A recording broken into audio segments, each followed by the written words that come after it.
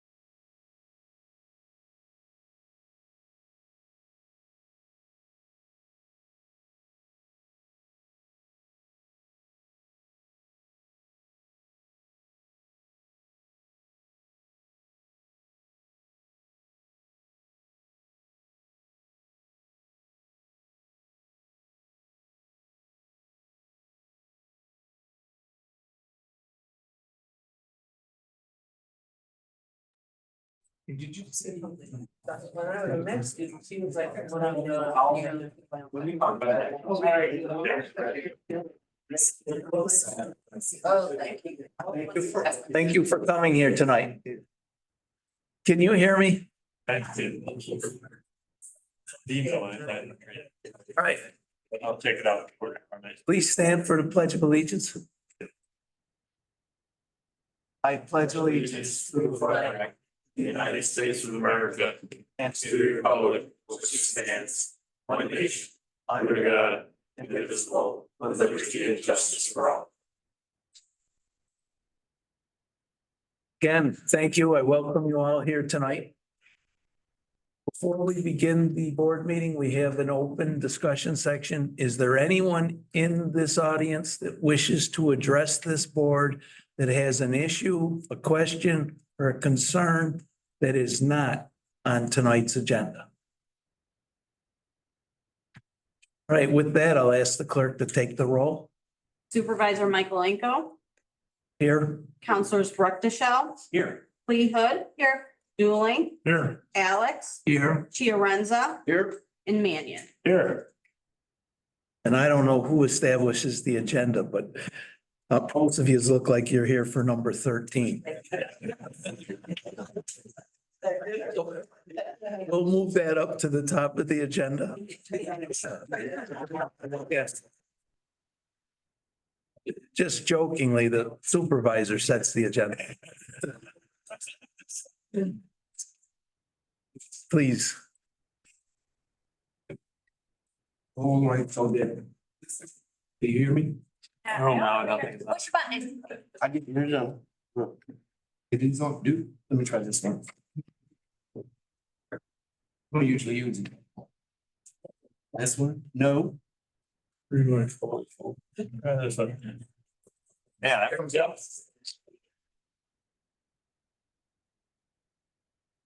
Thank you all for being here, and I would that, as you know, there are certain persons that are going to be identified and celebrated during this proclamation as longstanding contributors to the town of DeWitt. When you hear your name mentioned, I would that you stand and so that others can see you and your family can join in this great recognition as the town of DeWitt celebrates and honors Black History Month. Thank you. DeWitt Town Council resolution in honor of Black History Month 2025. Whereas African Americans have played significant roles in the history of economic, cultural, spiritual, and political development while working tirelessly to support and promote their culture and history. And whereas the observance of Black History Month calls our attention to the continued need to battle racism and build a society that lives up to its democratic ideals. And whereas Black History Month is celebrated every February as tribute to the achievements of African Americans who have shared American history from the documented date of 1619 to this present moment. We honor Dr. Carter G. Woodson, father of Black history, for first establishing Negro History Week. A week was chosen in February of 1926 to celebrate Black history as it acknowledged the birthdays of Abraham Lincoln on February 12th and of Frederick Douglass on February 20th, both of whom were recognized as champions of freedom and equality of all men. And whereas Black History Month is now celebrated in the United States for an entire month since 1976, during the administration of President Gerald Ford, and whereas the theme of this year, 2025, is African Americans and labor, focuses on the various and profound ways that work and working of all kinds, free and unfree, skilled and unskilled, vocational and voluntary, intersect with the collective experiences of Black people. And whereas the work that African Americans do and have done has been instrumental in shaping lives, culture, history of people everywhere, and have led to increasing the quality of life of all people, regardless of race, creed, and or color. And in the year of 2025, we pause to acknowledge those longstanding individuals of African descent who are residents of the town of DeWitt, who have made impact, change, and contributions not only to the town of DeWitt, but to the Central New York community and beyond. We have living history among us. And whereas we acknowledge and honor Mrs. Linda Urban.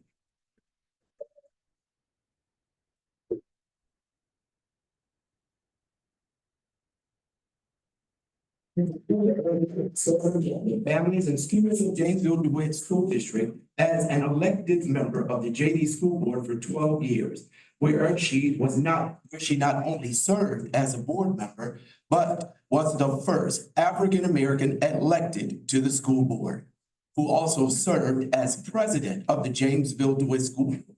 Her passion and determination for the advancement of all students, particularly students of the diaspora, made a difference, opened conversation, and brought change, not only to her children, but to all children in the district. Her commitment to service continued for 14 years as Onondaga County Legislator. Her impeccable and integral leadership afforded her to be the first African-American woman to serve as floor leader of the Onondaga County Legislature. Alongside her, her husband, Marion Irvin, a United States veteran. They continue to serve the community through their political advocacy for veterans, especially veterans of color, their fraternal and sorority associations, and their church. So we salute you, Ms. Linda Irvin, and your husband, Mr. Marion Irvin.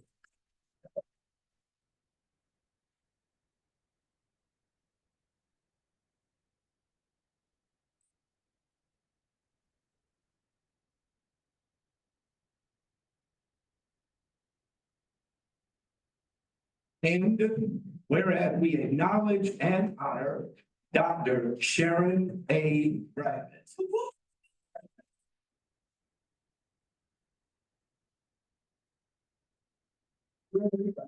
A distinguished service professor, chair, Department of Geriatrics, and director of the Center of Excellence for Alzheimer's Disease, SUNY Upstate Medical Center. A graduate of Syracuse University, she earned her medical degree from SUNY Upstate Medical University in Syracuse, completed her residence in internal medicine and geriatric fellowship training programs at Montefiore Medical Center in the Bronx, New York, and is board certified in internal medicine, geriatric medicine, and hospice and palliative care. Her medical resume and extensive work speaks to her dedication to the well-being of some of our most valued but sometimes forgotten in society, our seniors. She is a SUNY Distinguished Service Professor and Chair of the Department of Geriatrics at SUNY Upstate Medical University. She has served as the division chief for geriatrics for 20 years and is the founding director of the Geriatrics Fellowship Program and served in this role for 30 years. Dr. Bradman is the director of the Center of Excellence for Alzheimer's Disease. He's medical director of the Transitional Care Unit on the Upstate Community Campus and directs the Equity Research Corps to improve diversity in aging research at SUNY Upstate Medical Center. She was recently elected as a trustee of the McKnight Brain Research Foundation. Her husband, Charlie Lester, is an architect who studied urban and land use planning while taking classes in real estate development that gave him a variety of compound and complex ways of planning and land use projects. While raising their family in the Janesville DeWitt School District, it was not always a socially easy task, while battling overt and direct racial discrimination. However, in spite of all that they went through, they celebrated in their children, pushed them to succeed. And what adversity produced was Ivy League graduates and medical professionals. This was done right here in DeWitt.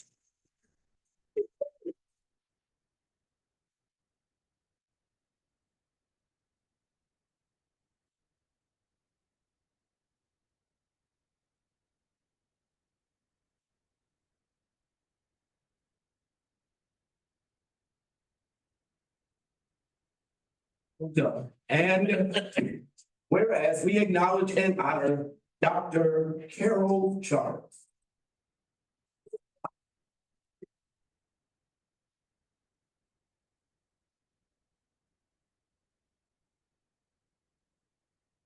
Dr. Carol Charles will also serve our DeWitt community by being elected to the Janesville DeWitt School Board.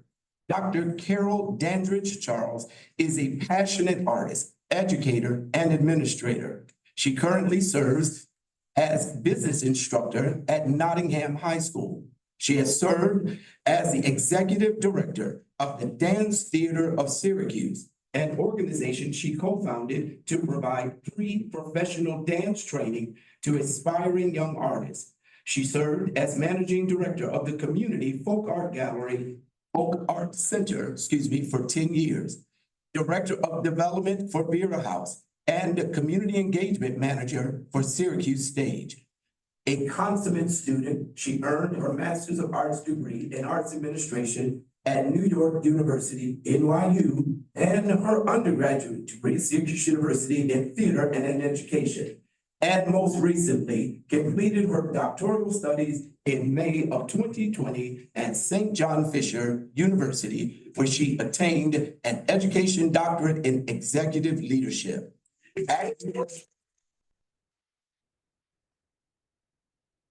Active in her sorority and her church, while attending to the needs of her 3 adult children, who also attended Janesville Twin Schools and have achieved, despite their challenges and those of many other stellar African-American students, with the support of her husband, Merrill Butch Charles,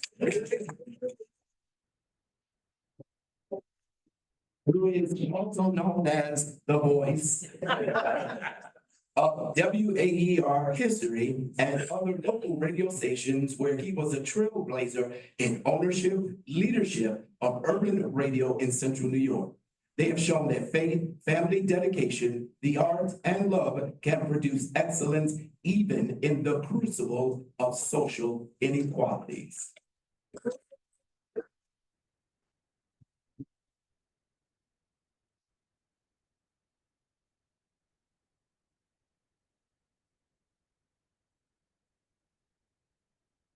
And whereas we acknowledge and honor George and Kilpatrick and his wife Gloria.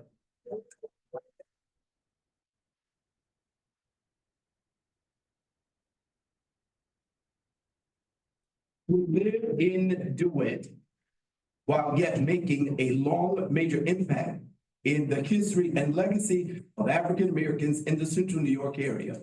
George has earned regional and national recognition for his radio, television programming as an award-winning producer, writer, and anchor.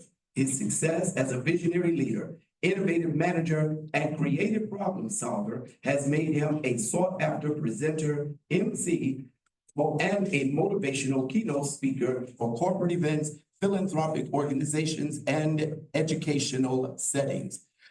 As president and CEO of Kilpatrick Media and Marketing, he delivers multimedia content and talent services for business and companies, engaging diverse audience through storytelling. A graduate of Syracuse University, he honed his community building skills in the executive leadership program in public affairs at Syracuse University's Maxwell School, earning a Master's of Arts degree. As writer, producer, and host of a 7-hour primetime series, Facing Racism, he received a Human Rights Award from the Human Rights Commission. His engagement in the community is exhaustive and sincere, from his fraternity as past bacillus of Omega Psi Phi fraternity, Chi Pi chapter, to being a founding member of the Syracuse Juneteenth celebration. He helped grow the event from a modest gathering to well over 10,000 participants each year. Active on the boards of Symphoria, the Symphonic Orchestra, and Friends of the Central Library.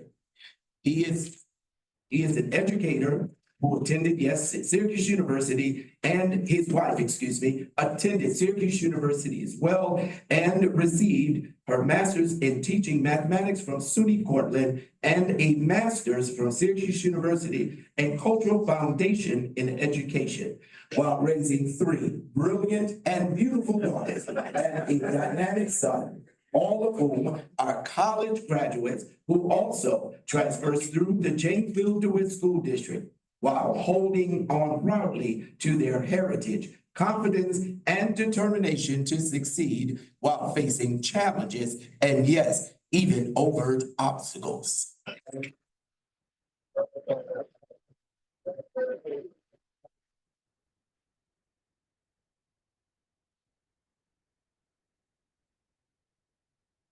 And whereas, while there are so many others, we honor these trailblazers today for enduring sometimes very overtly egregious racism acts without compromising their race, heritage, and pride. We celebrate them today as an example of families in the town of DeWitt that through faith, fortitude, and a foundation built on the legacy of a people oppressed but not denied, challenged but never defeated, and a confidence that courses through their DNA that speaks to them internally, saying, press on, walk on, and live on. You are the hope and the dream of the slave. Now, therefore, be it resolved that the town of DeWitt recognizes and acknowledges the month of February as Black History Month and continues to commit and affirm the opportunity for all residents within the town of DeWitt of African American descent or heritage to enjoy a full, vibrant, and inclusive engagement here in the town of DeWitt. And that they have quiet enjoyment within the town of DeWitt, that it be filled with liberty while they daily pursue happiness and success. And be it further resolved that the town of DeWitt will continue to be a place where all people, especially those of the African diaspora, can be assured that their heritage and their cultural identity will be respected, celebrated, and not simply tolerated, as the town of DeWitt continues to affirm and declare we are better together. And be it finally resolved that this resolution will be distributed and displayed in the town hall and on the town website, newsletter, and otherwise publicized during the entire month of February 2025 and public historical records of the town of DeWitt.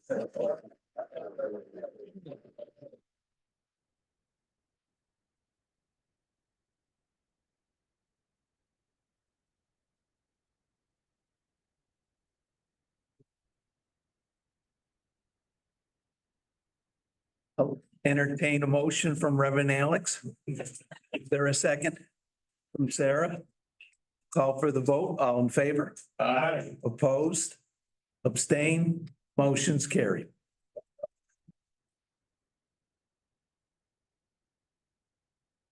We'll also request that the honorees provide a picture. So with the distribution and the posting on the webpage and everything, we do have a picture associated with that. So thank you very much. I think it's appropriate. We maybe take 5 minutes and let the board mingle for a couple of minutes. But again, I appreciate your attendance.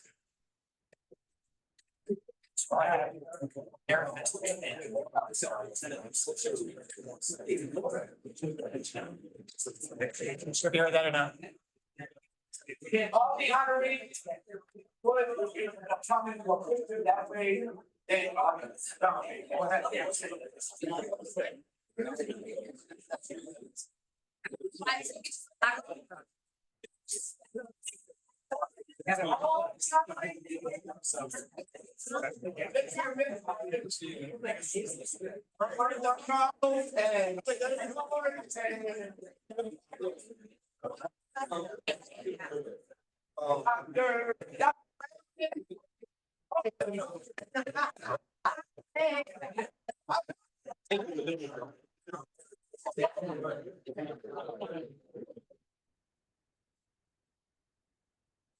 What's last year? Yeah.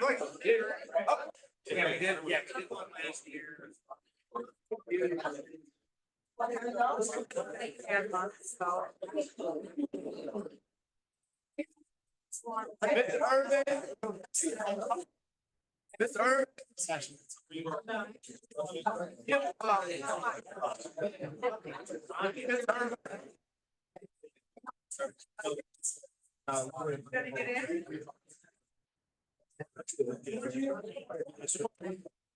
I'll be in the one to see. Why? I really want to be in front of the camera.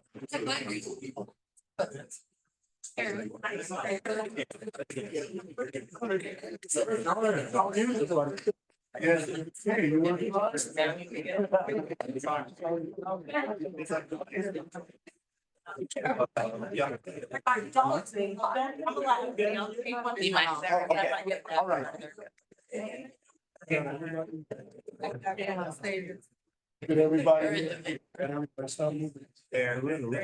She's working with Fair Housing. Yeah, they're supposed to. Don't I hear about? I'll check in with them and make sure they have somebody there. It's important, just the fact that you guys are having this conversation. Like, y'all don't, it's the only. It's not happening. Okay, Angela, we ready.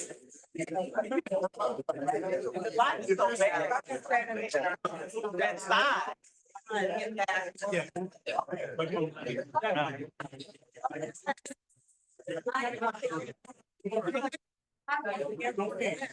It's like, it's like.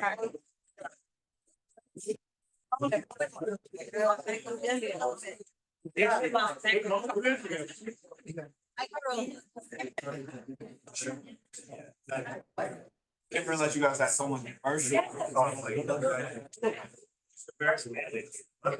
Yeah.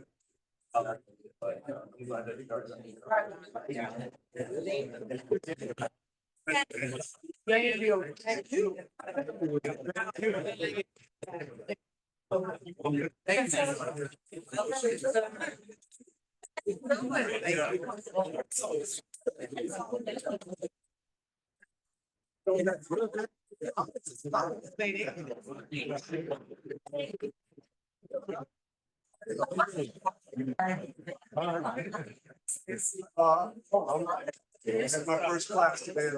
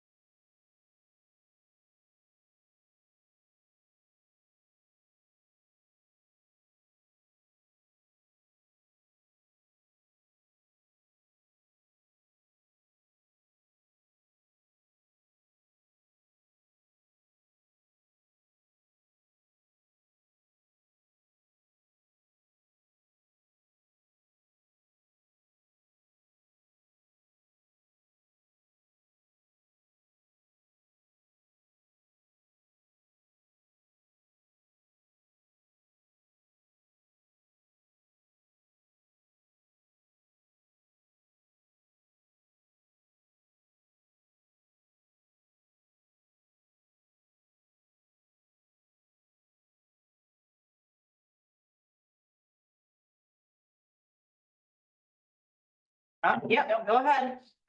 Okay, let's see. Let some of the audience members go first here, and anybody have just one or two items on the agenda that they'd like to? Oh, Al, we'll start with you, Al. You got the longest ride, probably.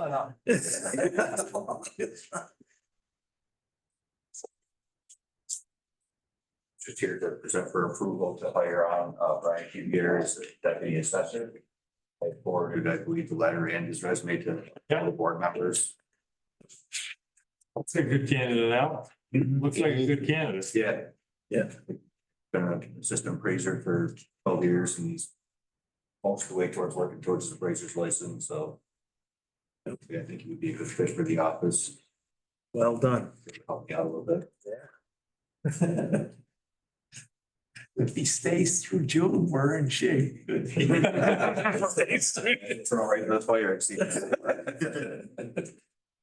All right, I'll entertain a motion to authorize the hire from Max, a second from Reverend Alex. We'll call for the vote. All in favor? Aye. Opposed? Abstained, motion's carried. Thanks, Thank Al. you very much. Thanks, Albert. Out of here before 7, Al. Not bad. Hey, Sandy? Are you gonna be here a while or? Yeah. Okay.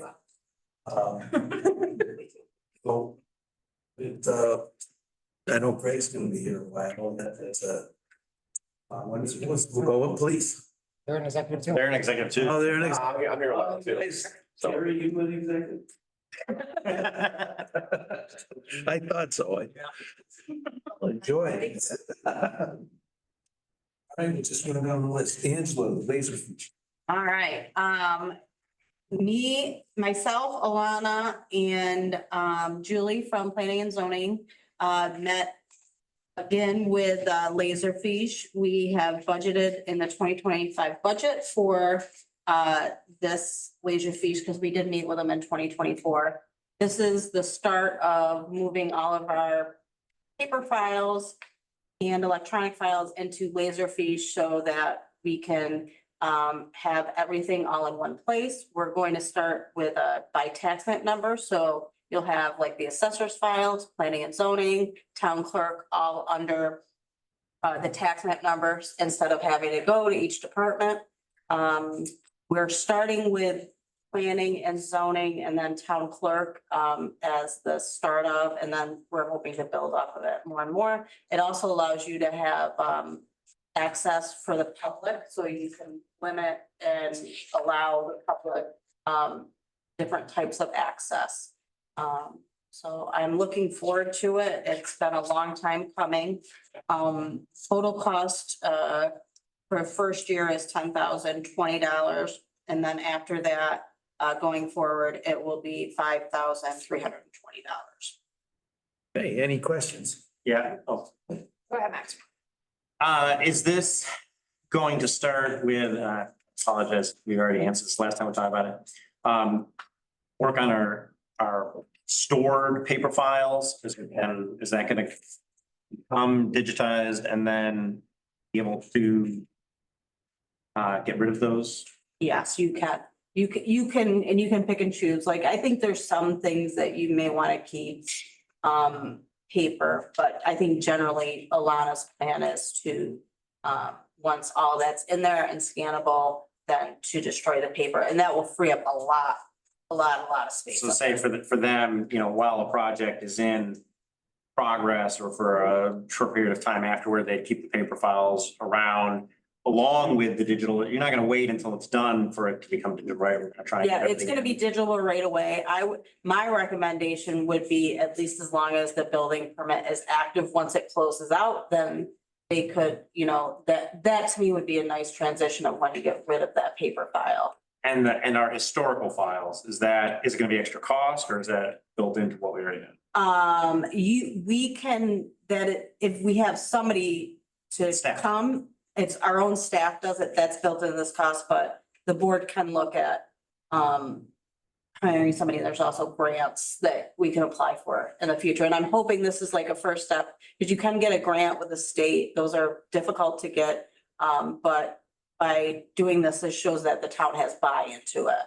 And so it will increase our. So we could chances of- start with this and then apply for a grant for next year to work on some of our. Yeah, I think it'd be easily $50,000 if you had an outside agency do it, and the state can help with that. Thank you. Yes. Is the well, you said something that made me think, other than my question, the buy-in or the grant support is from a conservation mindset, am I correct? Decreasing the use of paper conservation. Yeah. Yes, Yes, it's from the state archives, which just making sure that it's in a format that is long lasting and readable. Yeah, it helps eliminate there's a lot of storage. All the You stuff. in the mentioned- highway garage? Is all what? All stuff in the highway garage. Yeah, yeah, I don't know that I would do the court stuff because you can destroy it, but all of the planning and zoning stuff, for sure. Sorry to interrupt you, Bernard. so you said 10,000 first year, somewhere around, then down to 5.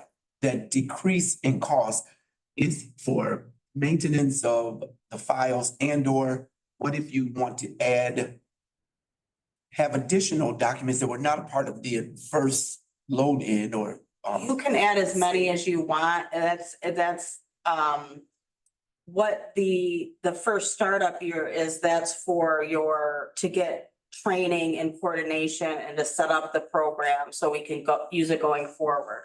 The 5,000 is for the cloud, the storage. We can increase that if we ever get to the point where, but they did not seem to be concerned with Okay. the storage cup. thank you. And does the SAS fee include training? Or is it simply just? Yes, yep, it has training on site and that's a total of 4,400. No, SAS, Okay. your one post installation when we're on a maintenance. When we're on maintenance fee, Training, or is it simply just making sure? I think that doesn't, that probably does not Okay. include, I can double check though. Okay. But she was very, she sat with us quite a long time. And, she does this all over the state and I don't see if we had. It's pretty simple once you get it started, but I'll double check to make sure. Does their training come with a train the trainer certificate? So somebody in-house would be able to train new people? Hmm, I don't know, I can check. Good questions. That's all I had, thanks. Okay, yeah. What's your estimate, Ange, on how long you think it'll take to? So if we do it ourselves, we may never get it done. Okay, all right. That's kind of what I'm thinking. There, We're muted. oh. Hmm. I don't know why it says we're muted because it is So audio. your plan then is to just understand it, do small pieces here and there and. And start going forward and then while you're doing everything new, you put Right. in everything new and my recommendation is either to start from the more recent, go back or the number one and. Right. Makes sense. Any other questions? I'll entertain a motion to authorize. Just a microfiche from Carrie and a second from Joe. Call for the vote. All in favor? Aye. Opposed, abstained, motion's carried. Thank you very, very much. Hey, Max, update the zoning code on James Street. Okay, so I have met with members of the ZBA, including the chair, 3 times. Planning board, I'm sorry, I said zoning. 3 times since we first proposed in the fall, the 3 different zone changes. I have updates basically on all 3. Now, the one that's not listed here, I'll just go over first real quickly. That's the one along Nottingham Road, Old Stonehouse Road. The planning board hasn't made a formal recommendation yet, but they are planning on it at their next meeting. Removing part of one parcel that we recommended, but then going forward with it. In anticipation of that, Matt and the Planning and Zoning Department submitted that zone change to the Onondaga County Planning Board, because that's the process it has to go through, and their deadline was last Friday. So we'll hear back from them, we'll get a formal recommendation from the planning board, and then we'll move forward on that. So to James Street, we did get a formal recommendation from the planning board when they met last week. They agree with the idea The intent. of allowing the multifamily housing in that strip on James Street. They would prefer us go with a draft code change that would create, it's called an overlay district, but it's really not an overlay. It really just, it's a whole new, very specific district for just that side of the street for those few blocks. For 2 and 3 family. It basically adds 2 and 3 family housing. It creates the definition of 3-family housing in our code. Currently, we only have single family, 2-family, and multifamily. This would create 3-family as a definition. And then it would allow 2-family and 3-family in those parcels that we designated. And it would also bring all of the 2-family into code compliance from a setback standpoint, which would allow, I'm told, more access to bank financing, possible loans for fixing up or repairing those houses. So that is the recommendation. If we are interested in going forward with that, history on that proposed law change was that it was worked on before COVID. And it had been through the planning board lawyers, through the planning and zoning department, through the planning board, and then never came back here. It was my understanding it came back, but it came back without 3-family. It may have, and then. We kicked it, I Yeah. kicked it back for the 3-family. So you're telling, because my last conversation on this, and that was just a week or 2 ago with both Jamie and then Alana, was that was better for bank financing. There's a lot of advantages to that versus straight recognition. And that's what I'm being told by Jamie Suff and the planning board lawyers. Right, but what I was still of the understanding was that it didn't accommodate the 3 families. It does. What is the difference? The only thing it doesn't do for the 3-family, because we don't have 3-family in the code now. It doesn't apply, it doesn't bring them up to code with the setbacks and everything the same way as it does with the 2 families. So the 3-family, if somebody was going, 3-family is allowed, but if somebody wanted to convert something to a 3-family or do make major changes to the 3-family home that's already existent, they would need to go through a site plan review through the plan. But it is an allowed. Converting single family to 2 or 3 family. Yes. There's no one in this district driving this. I was the driver behind this, and a lot of this goes back to the deteriorating Park Hill Tavern. It was a tavern in that neighborhood, and it was sold and never reopened, so it lost its 6 months conforming use. It was converted into a 3-family, and it sat there. It was always a 2-family and a bar and a bar restaurant. So anyways, that property's sort of need of help. And then in dealing with that property, we looked at all the rest of the properties because they are 2 and 3 families. So most of them, there are several single families, but out of the dozen, there's 75% in rental properties. And so a multifamily would be that which is past 3.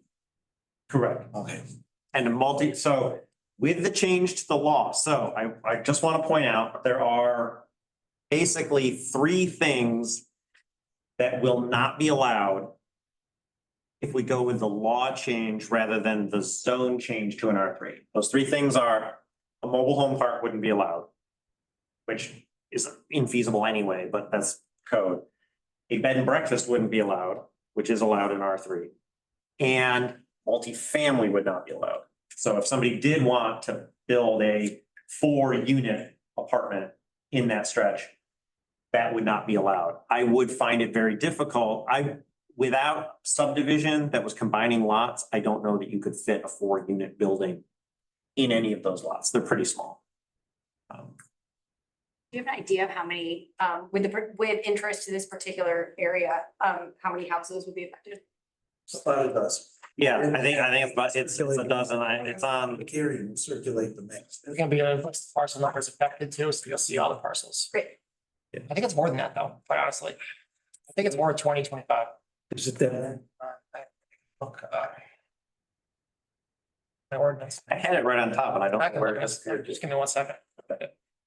Oh, there it is. At 31, Oh, So- okay, 31 yeah. parcel numbers. 31 parcels. Okay, thanks. So the decision that we have here tonight on this one is basically, as a board, do we want to go forward with the law change, or do we want to go forward with the zone change to R3? Now that we have a recommendation back from the planning board, both are basically setting up a, The law change went to the county though, so I'd have to do. if we went with a zone change, we'd need to go back to the county and send that. I'm good with the law change. That's the old way. Yes, the overlay, I do think that's probably, it has planning board approval. It does, I think, help some of the homeowners a little bit with financing and stuff like that. Accomplishes what you want. What we were aiming for anyway. So I would recommend then that we set a public hearing on that law. We'll make sure it gets distributed and Second everything. meeting in February. The second meeting in As long as we February. get the comments back first. Which that's a I just whole, didn't know when their date of the meeting was. Maybe I can look it up. So that would be the 27th. It's got to be Excuse me, 2027 next. it would be the 24th of yeah, I February. still think it's before that because their deadline was last week, February 24th. 6:05. I do that. February 24th. Yes, 605 on the 24th of February.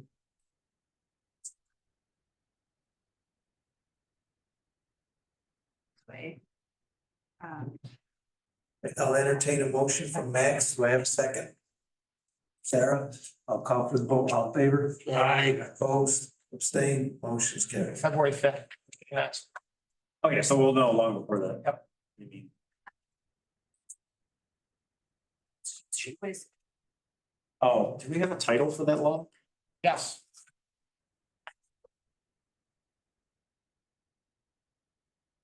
James Street 2 to 3 Family Residential Overlay District.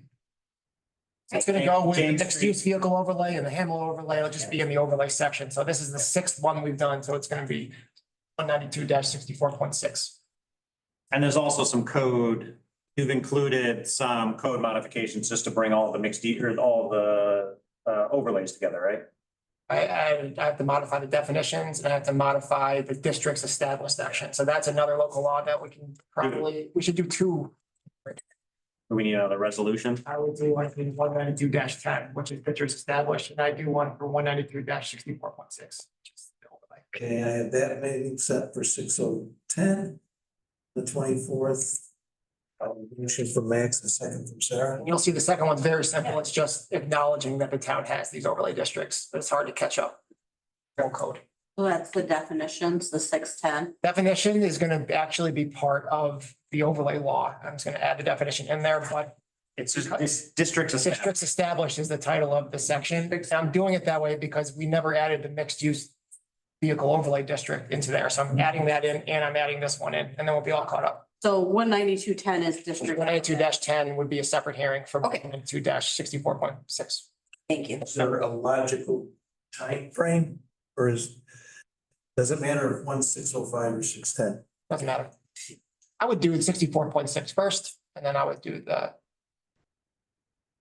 Present the overlay and then, Because of the overlay, we also have to amend this section and then go right to that. Okay, so that's at 6:10. Yeah, yeah. Okay, again, I got a motion from Max, a second from Sarah. Call for the vote, all in favor? Opposed, abstained, motion's carried. Okay, Jamesville. Okay, so Jamesville is a little more tricky.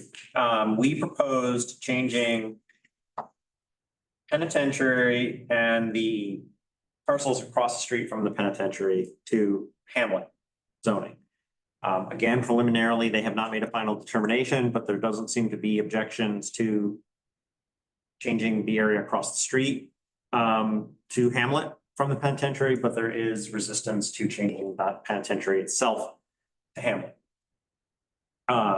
The planning board seems to be leaning toward it needs a whole separate zone that is not written in law to cover what we want to go there. I do not disagree with that. I do not think the Hamlet is perfect. We talked about that when we made the recommendation in the first place. The problem is time. There are a lot of, between Matt's time, with all the things that are going on, between, we still have a smoke shop law that we've got 2 months now that we need to write and get passed. 1 month, that's approaching 1 month ago. Okay, so we really need to work on that one as well. I haven't even, haven't started on that. Yeah, so we need to set, we're gonna set a meeting and get that one before, so that we can do before it runs out. It would take, if we write a whole new district, it's going to take time. Can you invite me to that meeting? Yeah. And we'll massage that in zoning. Okay. Try to address as many issues as foreseeable. And so if we're going to go that route, I mean, it's the will of the board if we want to take a little bit more time and try and combine the Hamlet and our MUV a little bit and create something that fits a little better specifically for the penitentiary and hope that we can get it done this spring. It's gonna be pushing it. I mean, it really is. When's the verdict then? When it's in the appeals court, so it's just gonna be one day you get an announcement that it's done. But there are the optics of getting ahead of that versus not. I'm also, I mean, I know it's not, and the planning board and planning board lawyer would not agree with me. And it's not best practice, but I'm happy to. I would be willing to just change the zone and then change it again, Right, you know, I agree with that. make it something better, but Each case, each step is closer to better. yeah. How many acres did we determine? 100, 120? I think it's like 120. Pushback. would be- Big parcels. Yeah. So kudos to Max to getting ahead of this and being proactive, Yes. Bernard likes to say, reactive. Proactive. Okay, When you said change it, then change it again, change it to, and then change it to. So the initial current Hamlet that we have in the code Right, I mean, I'm talking about the penitentiary. Yes. What would that be changed to then? to the Hamlet zone, which is just basically Right. designed for going up and down North Street and South Street.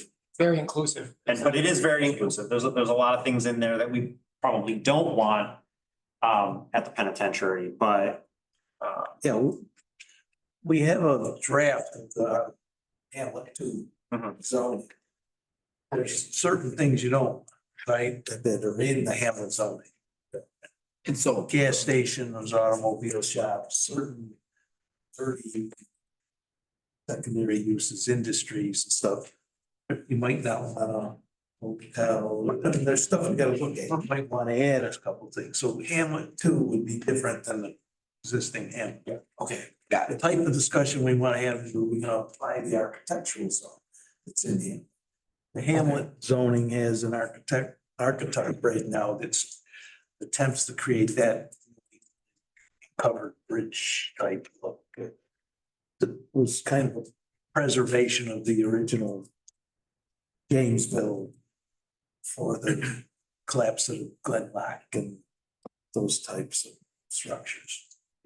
So as information, have they definitively said the county is closing Janesville? So, and with a projected date as to that? It's in court. So the sheriff doesn't want to close it. The county executive does, and a court will decide eventually who has the authority to make that decision. But the closing is a process of closing. The closing is a process of closing, but the redevelopment will be that there will be a plan that just appears the day after the court rules, Yeah. And so we're trying to get ahead of that. Right. So we did not submit anything for Jamesville to the county planning board. Right. So the next deadline for that will be in February. So we can make a decision tonight. We can talk about it again in a couple weeks. I would like. That is the earliest we would have to change, to put it on the agenda if we're just gonna do the zone change. We could submit the zone change to them for their next meeting, and then after that, change it on our end. It'll be, so that's the fastest we can do that. If we're going with a law change, it will be a months. It will be a longer timeframe. Do one and then the other? We can, I mean, we can just change, we can change it to Hamlet with the intention to change it again as soon as we can get the law changed. Okay, What's the? R0. So basically right now, the only thing that it can be is city lights again. Somewhere between that and Hamlin is where you want to be, but where that is. That's another thing, like, does the county have the authority to come in and say supply? As long as they own it. I mean, if they were going to turn it into another public use, say they wanted to turn it into an office building, or, they were gonna put the Board of Elections there rather than on, yes, they could. we couldn't do anything about it. But as soon as it went to a private developer. Right. Then it would Well, be. it would be subject to. Zoning. Okay. Yes, schedule that meeting. Move on, are we ready? Do you want me to add this to our agenda for next meeting, for our first meeting in February, just to make a decision on Let's have the meeting before. before that, between now and then? And then we'll put it on next agenda. We don't need next week. Yeah, I'll put it together. No, the planning committee. Okay, Okay, Council Dooley, I skipped 21 Pickwick. We had a request from 21 Pickwick Road for a water adjustment. They had a problem with their toilet. Had the repair done, showed us the receipt.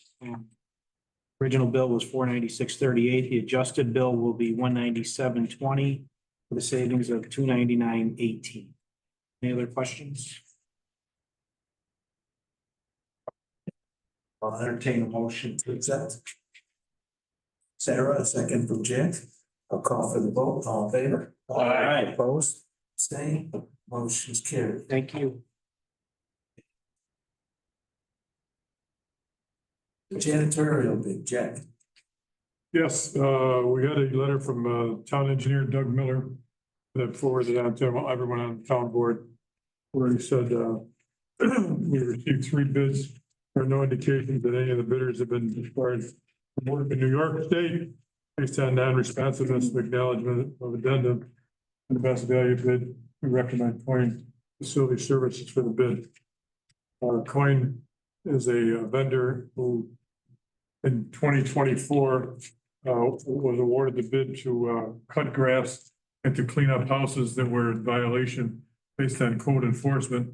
I had a call from Alana Cantrell and from Leah Baker, both saying they recommend the Coin Facility Services because it did such a good job with that work in 2024. So I would recommend that we proceed with Coin Facilities on the janitorial bid. Thanks. Question, we have it in writing in detail, what they are doing with the trash. Yes, What are they doing with the trash? taking it to the highway department. And they have a, In their vehicles. in their vehicle? Yes. Okay, It's in there, it's in the contract. okay. That mistake was corrected. Thank you. And is this a 1 year with renewal? Yes. 3-year renewal afterwards. Okay. Excuse me, may I also just share, like to say that although they did not submit a bid, there was a minority woman-owned cleaning company that was very interested, and she just wanted to say thank you to the town of DeWitt for even creating an opportunity and space for the conversation to happen. She was requesting information, looking at things, and she just said, thank you. She didn't have capacity and staffing to take it on at this time, but that she is grateful for that opportunity. Great. Thank How you. was she advised of the RFP? Right, You brought it? Yes. Okay. Angela shared it with me and I I was hoping she found it, like it got to her somehow. Okay.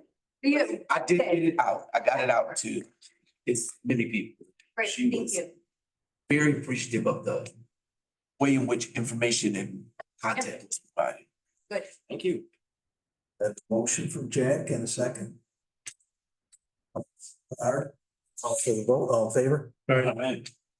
Opposed? Abstain, motion's carried. Okay. Post for a highway MEO position. Yeah, we'd like to post for a highway MEO position. So we can start canvassing for candidate. Any questions? Oh, what's the posting for? Did you lose somebody else? Yep, we had a termination about 30 days. Oh, okay, copy. Actually, it's been just even winter than the last several. Yeah. Do I have a motion? From Sarah, a second from Jack. I'll call for the vote. All in favor? Aye. Opposed? Abstained? Motion's carried. We budgeted for another parks position in 2025, so we would like to post for that position so we can start canvassing also candidates. Questions? Okay, I'll entertain a motion. From Sarah, second from Joe. Call for the vote. All in favor? Aye. Opposed? Abstained? Motion's carried. Answer. I just wanted to say that the parks guys have been excellent through the construction. They have been moving walls and moving furniture and bending over backwards for everybody upstairs, and I hear they're downstairs too. The smile on their faces too. Yeah, they are top notch. Can you do me a favor before I leave the building? Start calling these guys property or main, you know. They do so much more than parks. right? Yes, see, All the parks for 100 years. Property maintenance. Come up with a better. term. well, are we gonna let them? King of the hill. If you control the doors and the keys, you're in one of the high positions. Yeah, so thanks, Rock. I appreciate it. I'll relay the message. Thank you very much. Can I fix the toilets? Yay, Good job. they flush. Okay, did I call for the vote? That did, right? Yes. Okay, that was after the fact. Auction. Okay, we have two vans that we would like to auction and a 2007 Chevy Silverado stake rack and a 2006 pickup that we would like to auction on Auctions International. We've been using Auctions International. Wanted to go to the board. Did anybody have any other ideas, or I would prefer to stick with them? It's an online auction. I think we get great results and I think we get good money for whatever we put on there. Just putting it out there, any suggestions? You're the one that has to maintain it all, correct? Yeah, we list it. There's no cost to us. Yeah. You're comfortable with that? I'm Yeah. comfortable with it. I'll make a motion. Good with it. I have a motion from Joe, second from Carrie. I'll call for the vote. All in favor? Aye. Opposed? Abstained? Motion's carried. Thank you. Chief Spencer. Police Department monthly update. How we doing? If I keep this short, it's a long list here. Yeah, it was a busy day. Just want to touch base on where we're like staffing and hiring, so the board's aware of what we have going on inside the PD. Current staffing, we have 38 people that are currently employed, or 5 short from our budgeted numbers for 2025. 7 overall from our roster spots. We got 1 employee who's out on light duty for maternity leave. One's on extended military leave, so they probably won't be with us until 2026. Some good news is the 3 recruits that are on field training, they have passed Awesome. and they are out on the road, which is really nice. Our staffing is probably this, you know, short 5 is the best it's been in probably a year and a half to 2 years. One each is one's on days, one's on afternoon, and one's working nights. Their academy graduation will be the 27th of February at 5 p.m. at the Stanley Theater in Utica. They went to the Mohawk Valley Academy. You're welcome to attend. It's a big theater. The command staff will be there.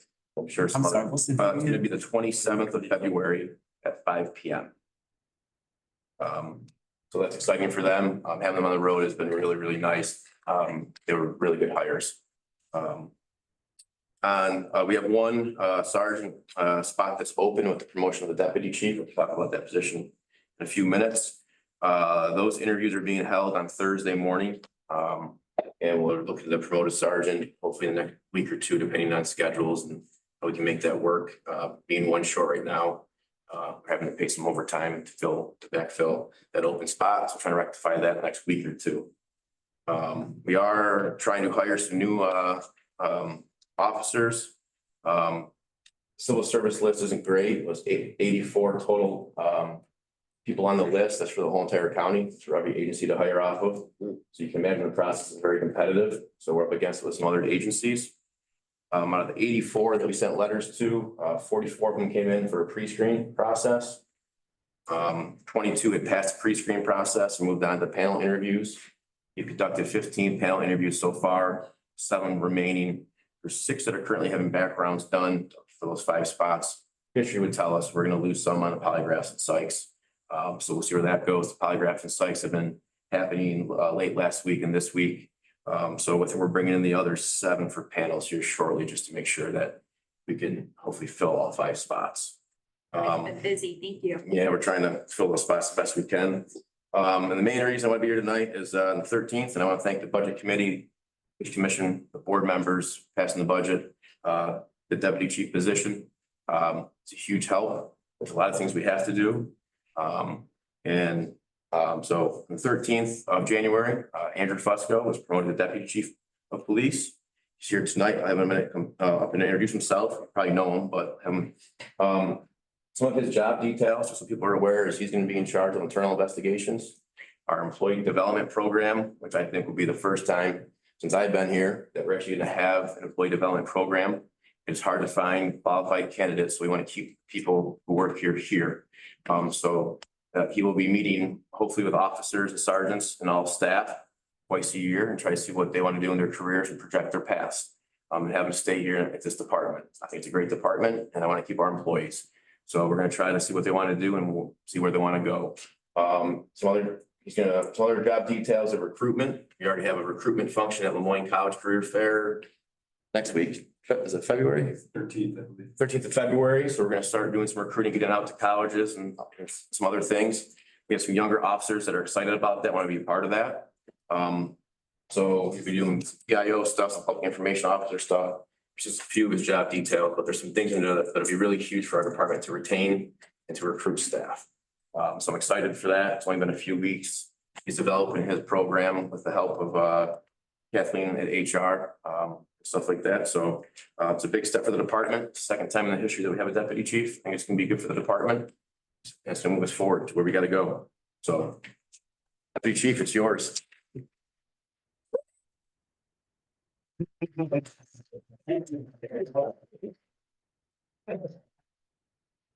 Thankful for this opportunity and just excited to be here and thank you again for the support and I look forward to what's to come here.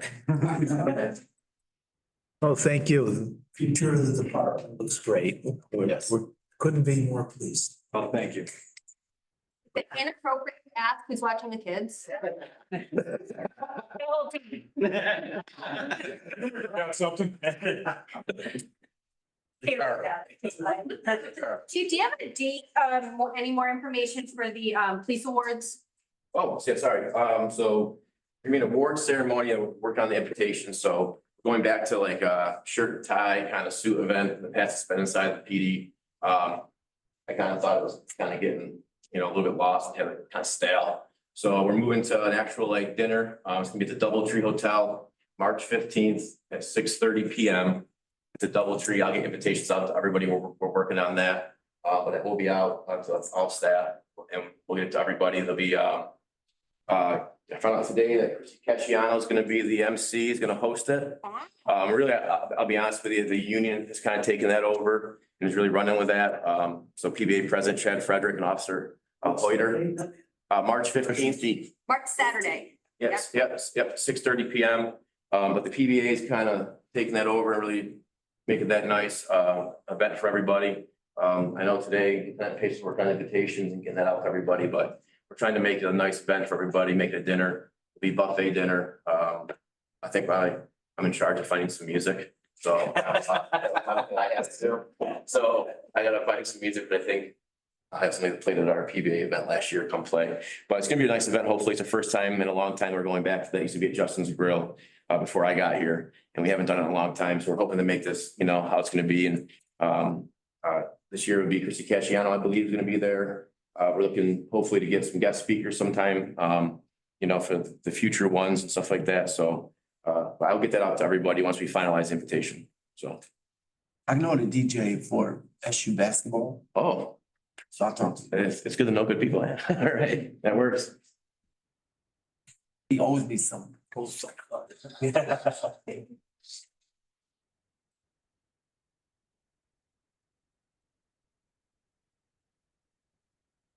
Bear with me, getting that in my calendar. Sure it is.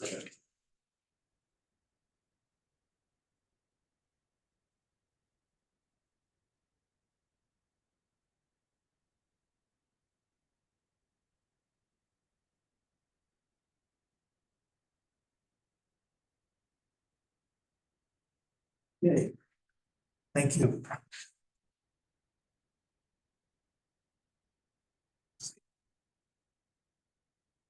Yeah, board minutes, February 13th. 11's moving into executive. We're moving the hire into executive session. It's a personnel issue we're gonna talk about. The town board minutes of January 13th. Have a chance to review. I have a motion from Gary, a second from Joe. Call for the vote, all in favor? Aye. Opposed? Abstain? Motion's carried. Okay, the recycling stickers. This is something I think I've talked about on a couple of occasions. Actually, it's a good timing here, but Okra has gone away from the blue bins. Blue bins are not an acceptable recycling container. If we were to go to the large system, it would destroy the pickups.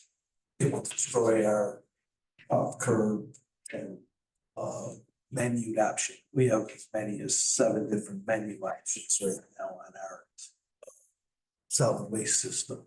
So you can have a 95 gallon, you can have a 35 gallon, you can have unlimited service, you can have that all off curb. And you can sign a contract with the hauler and have someone come into your house and actually take your garbage out of the garage and stuff. So those 7 service levels occur. And so the easiest and the best way with freedom and flexibility for our residents is to allow them to purchase a covered container. That way snow and rain don't add weight to the haul. It's one of the largest costs for haulers, and I could never understand why we went to an open blue bin system in the first place. The last 2 decades, we've been hauling a lot of snow and a lot of water on some trash day. It's unnecessary. And so it'll be a cover. Require that you have a required container, and we'll provide each residence a letter explaining a sticker that they're put on that container and directions on the back of the letter. If folks, because a lot of folks aren't gonna read the whole letter, but they'll get the sticker and they'll see what they have. Step one, get a container. Two, make sure it's covered. Three, put it on, that's what your recycling goes. So I've got quotes that are in the packet. The extra, so I'd like authorization, the funding will come out of the solid waste district. And this is pennies on the dollar relative to the cost of purchasing containers and less. So this is just is there a need to require covered containers? I thought the last time we talked about this, it was the blue bins weren't going to be available to give out anymore. And so we needed a replacement for that. Which this makes sense for that. I'm just a little concerned about for those who still have working blue bins, requiring people to go buy the covered container. We'll give I believe a grace period, but a transition to it. But I would hope by the end of 2025, we're totally out of the blue bin system. What's the size gallon? 76, 94? What's the covered size that we're requiring? Well, right now, the standard in the industries are 35. We don't use it, 65 and 95. 95 are the large, for example, the Manlius or the city of Syracuse uses. If you have I can't imagine anybody that really fills up the 95, multifamily units and stuff like that possibly. Never underestimate us. So my question, just particularly in response to Max, what would, I don't understand what the pushback, you have to buy your own trash can anyway.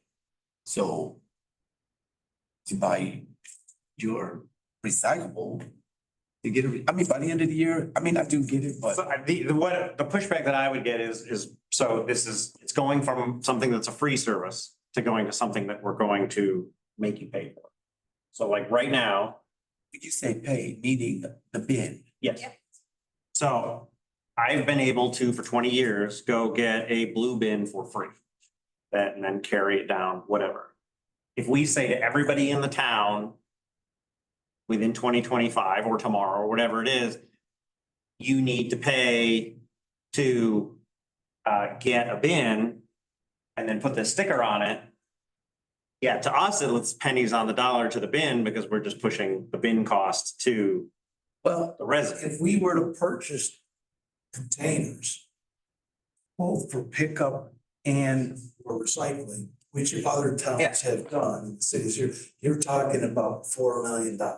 It's $2 million per container. I'm not arguing. That would be paid for by the residents. Yeah. Tax. So it's to me that Avoiding huge costs. to me, the difference is the town hasn't paid for the blue bins, the Oakers paid for them. They're no longer going to be available. But if I have a blue bin that still isn't cracked, is destroyed, is workable, why can't I Store use your that? basketballs in your garage? Yeah.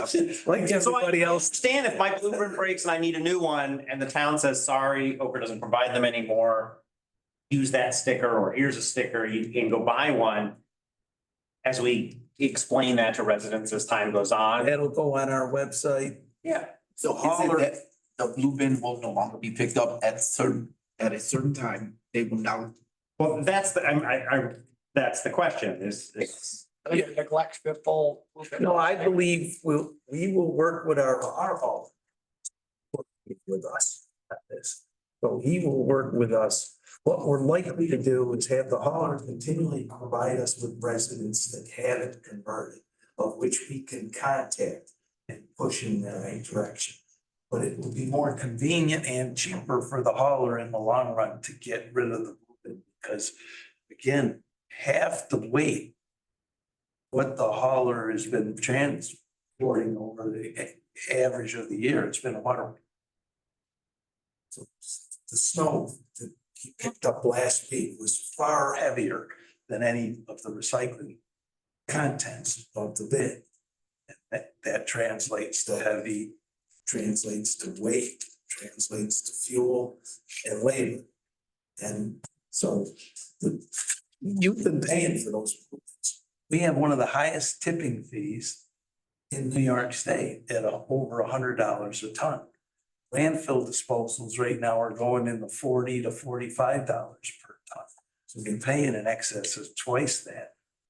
For getting rid of the blue bin will allow them budget growth. Because that has been hidden in the tipping fee cost. Giving out free blue bins to people who buy, take a half dozen home and stack in their garage. And I'm not, all I'm advocating for is a longer. Yeah, that we can work with that. Yeah, and so we'll get this out, let's say in February, March, we start the program if we give people till snowfall next year. Give them 6 months, I mean, it will work. It'll be, I believe, a constant. Because we all know people will get that letter and a lot of them are gonna look at the sticker and figure out why, or maybe reach out to us. We're gonna print more stickers than we actually send out. We got about 7,700 parcels right now, in solid waste district. We do not include commercial. Ed, has Butler mentioned this to you? Have they mentioned the increased weight or their concerns about the open blue box? Oh, this has been a conversation amongst the haulers for about 30 years. We originally went to the solid waste system. We were the first to go to contract. In the old days, any resident could contract any hauler they wanted. So on Monday through Friday, you might have 4 or 5. There were a lot more haulers back then too. So you could have 5 or 6 different haulers going down your street on any given day of the week. One house may pick up on Monday, another house on Wednesday. When we consolidated and put the system together, the rest of the municipalities went out and did the same, but they got rid of our service levels. It was not manageable. So Manlius, the Sots, the southern Onondaga towns combined, Lafayette, Pompey, Vegas. But almost all the county towns in Onondaga County now have a municipal contract in place. There's only 3, 4 haulers left. And Butler would be happy to get rid of them. But have they directly asked you recently about them? Well, they know this is coming. This has come out of the county. We're one of the last towns with this. The rest of the towns don't have, because they have gone to lift containers and stuff. So if you go into Manlius right now, everybody has one black bin and a green bin. And they're the 95 gallon and they didn't have a choice. And it cost the town of Manlius multiple millions of dollars to purchase those containers, and people are paying that through the contract. And I have not talked with Butler in probably a year, but this had come out quite a while ago, and I thought Okra's pressuring us. And because Okra's purchased the blue bills, they have the right to reclaim. They have threatened that. Doc, have you heard anything lately? I don't think they're gonna. They have, their initial position was, we're doing away with blue bins and we're gonna come, you know. Good luck. Okay. Not for nothing, we're asking folks on top of annual assessment increases to now fork over $80 for the smallest recycling container. So something to consider. Again, we have one of, if you have, let's just use my old neighborhood for example. If you're an elderly resident, you have a 35 gallon service. You pay about $150 a year for that service. If you were forced to go to the container system that man is used, you probably pay twice that, $300 a year in your tax bill. And on top of that, for the $150 that you're paying, that's an off-curb service on a 35 gallon container. It could be up to $180. I could be misspeaking. You have the ability to just stick that bag outside your door and the hauler comes up and takes it. Wow, shoot aside. We have one of the best services for the money that I've ever seen. And I can't tell you a municipality that will provide that type of service at that cost for its residents. And it was, those tiers are structured to target audiences, right? I know I have 88-year-old parents. It's a chore for my 88-year-old father on a -4 degree day to take his 95 gallon containers out through the snow and drag them down his driveway and put them on the curb. And it's something that I think far exceeds the cost of an additional container. Yet, depending on what you want to purchase, a decade or more out of that container. If you want to pay for a sturdy one, you go out, buy a real cheap one and maybe get 2-3 years before it's broke. This plastic does crack and hauler's gonna beat it, so. Home Depot's got a 45 gallon for $45. And a 32 gallon for $30. They look pretty sturdy. Put a link to the Home Depot website. Well, we don't want to be advocating Home Depot, Ace, I mean, there's hardware stores all over, there's mom and pop places, they can get containers. It just. Okay, well anyways, the prices, here you'll see.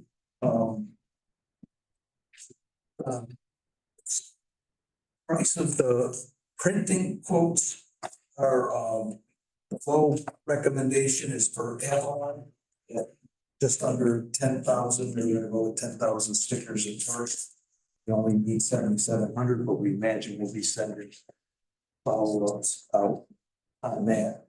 And then the printing cost of the directions, and what this does not include is postage at this point in time, because we've got to get an exact number and everything put together.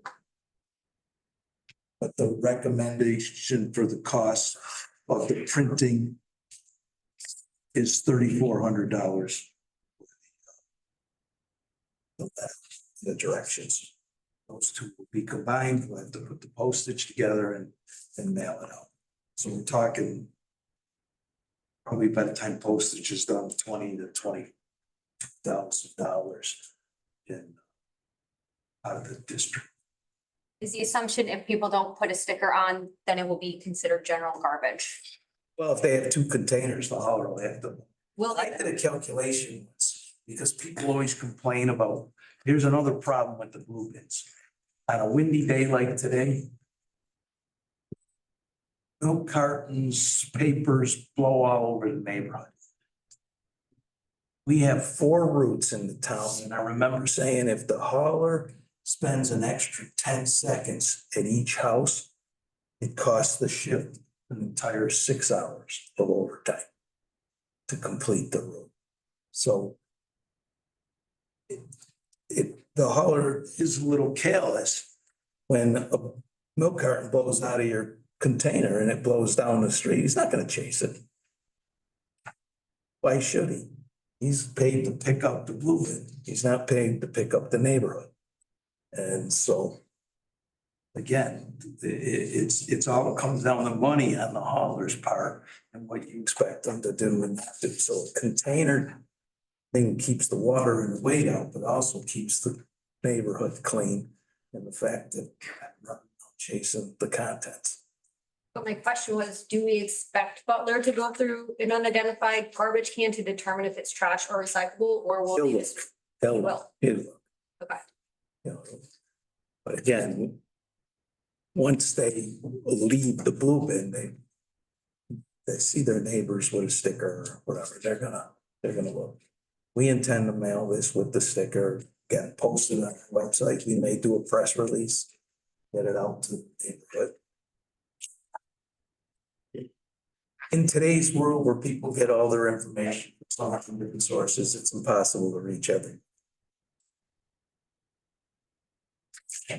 Okay, so I'll entertain a motion to authorize the expenditures on You see the funds are coming from Ed? the solid waste district. Thanks. It's a special use district. We paid all around it. I have a motion from Sarah, second from Jack. I'll call for the vote. All in favor? Opposed?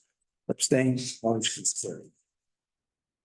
Okay. Let's see. Thank you. What's the?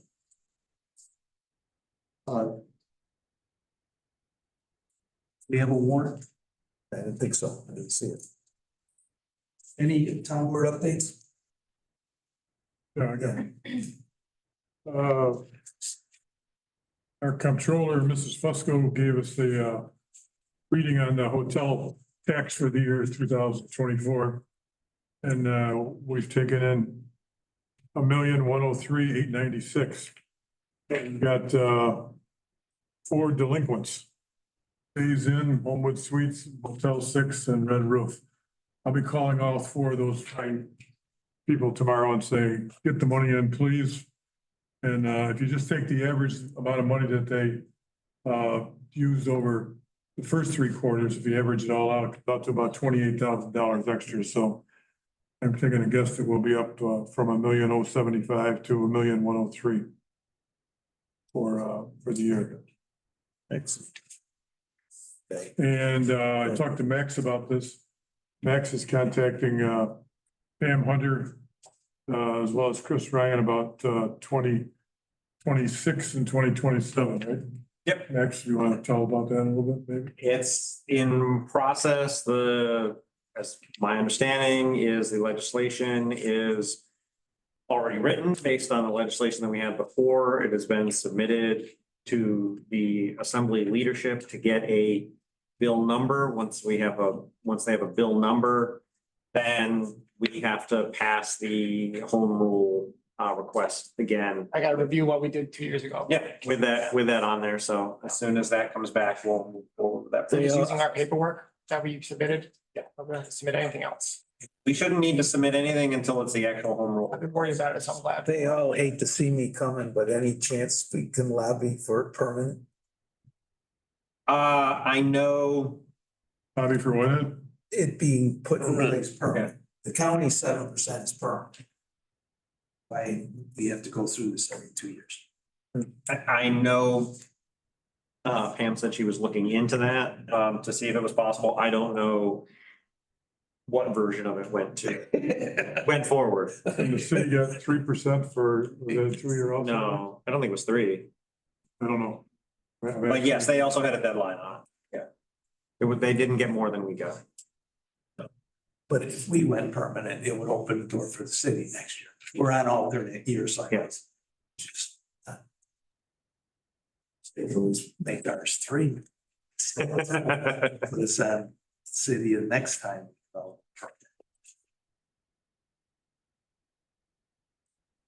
Any other word? And one other also. The other one was the last town board meeting, I brought up our landfill. We've got 17 acres with solar panels on it. And you said that's on our list to do. Yeah, the to-do list for the community. It's on our to-do list. So I sent a to-do email to town engineer Doug Miller, who's working on that. We've talked about it a couple of times, and Doug's gonna be getting something together on for that project. So I'll stay on top of it, Doug, and see if we can get something rolling on that. So, Great. Get a request for proposals. yes. Thank you. Thank you. Yes. Yes. Tomorrow night, outside of the regular schedule, there's a special meeting being held. Gary, myself, and Derek from Codes will attend the Springfield Gardens Tenant Association asked for our presence. It's being held because the manager is going to be there as well as the regional manager to talk about the need for repairs, where things are, and what next steps are going to be in place. I did bring it to the attention of the Secretary of State when he was here. You know, I'll send period text, trying to give me information so that conversation needs to be had with the governor's office. If necessary, just keep pushing it to get this done. So that's tomorrow. We really need to have a conversation with the owner, Elliot Reed. Is he gonna be there? No, No, he continues to ignore it. If you saw, he was in the paper last week. He had two other properties where the boilers broke. People were without heat for 2-3 weeks. I know there are several apartments over at Springfield Gardens that the heat broke and it took 2 or 3 days for them to get it. There's people throwing trash out their windows. Complaints I've heard are too many pit bulls. Just general lack of maintenance around the entire property, and the time has come for us to really push this buyer to Do something. yeah, if he's not gonna do a complete overhaul, then he's gotta do a minor overhaul where windows need to be replaced, doors don't lock. I mean, it's bad. That's not what he sold the board either when he came here. And we had a big presentation upstairs in meeting room B in front of everybody, and he said it was gonna be way different. well, it's been 2.5, 3 years now, and he's done nothing. Matter of fact, it- on par with the previous ownership. It's Right. Derek sent a message, an email saying he had to go over because the boiler and a first sprinkler pipe. And he saw that they had posted up on the wall about a rate increase to the residents. And he gave a comparison of when he lived in Carriage House in Manlius and moved in 2021. His 2-bedroom was just over, he said 1,200. Talked about all of the amenities that went along with it, and he said, which I just think stands out. He said, "I am appalled at how high the rates are for such poor living conditions." It's just at a point where it's just like not tolerable. So like you said, pit bulls, no accountability, no lights, doors don't lock, no safety. People can just walk right into the apartments. One girl was running her salon out of an empty apartment. I mean, I appreciate her ingenuity, but washing machines and dryers in the different buildings don't work, haven't worked for months. her boyfriend just kicked the door open and she just ran a salon and advertised on Facebook. It's like, come on, it's just bad. Well, maybe we get together and email. Gotta come back for an update. Make it nice. They have him come back. So you're nice to him and say, hey, we want an update meeting and that'd be jolly. And then you can hit him with some questions when he gets here. Yes, let's get them in time. Yeah. Okay. However, the police have been great. They've been keeping an eye on it. Rocco's been great, going over trying to do what he can. So Codes has been really responsive, so we're doing what we can, but we need some cooperation from the owner. Writing this down, get Elliot Reed in to do it. Right. Same thing we did before. Have everyone up there and listen to what he's gonna say about it. Yeah. Maybe Because he made of, certain promises, I remember. I think because of the response of the police, codes, Rocco, and people going through, that the residents are no longer afraid of being pressed or pushed out. You know, because before they didn't want to say anything because they thought that but you know, that is really eradicated. They are concerned and they're speaking up and organizing. And 3 of you are going to the Good Cause meeting tomorrow night as well. In the future, I welcome any of you to come over to these tenant association meetings. It's valuable information. Ed, are you going tomorrow night to Des Moines? I was going to, but I think I'm going to the tenants. Okay. So how many people you got going to the Good Cross? I think it's just, if you're not going, it's just Sarah and I right Yeah. now, so. And we'll have Nodesia, so it's not a biggie, I just wanted to make sure that you were going. I was planning that. Okay. Do you want me to go? If you want to, I don't think we're committing to anything, it's really just an open forum to get feedback from both sides of the coin on this one. Yeah. Educational Yeah, exercise. so we have that, I'm not sure how to move forward with can we switch topics? Yeah. Switch topics, not sure how to move forward with the lead mitigation subcommittee task force, whatever we're calling ourselves. Is it as easy as me just getting everybody together to form a meeting and then figuring out with the subcommittee what the next steps are, or do I need to do something more? There's no more than 3 board members at your meetings.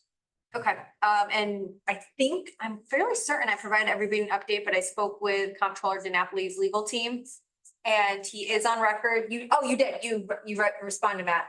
He is on record acknowledging that lead piping is a public health issue. Yeah. And he supported, the city of Troy in terms of a public-private, endeavor to get the lead out of the connections from That'd be great. hook up into the private.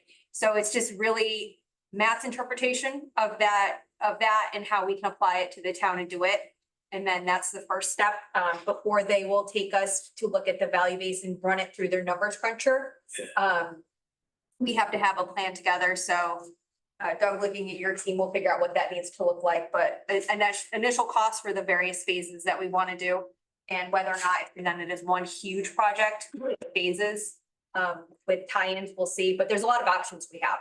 Yeah. So One of the good Please things invite me to the though meetings. is with the meter change out program, we'll have people be able to see the connections inside the dwelling.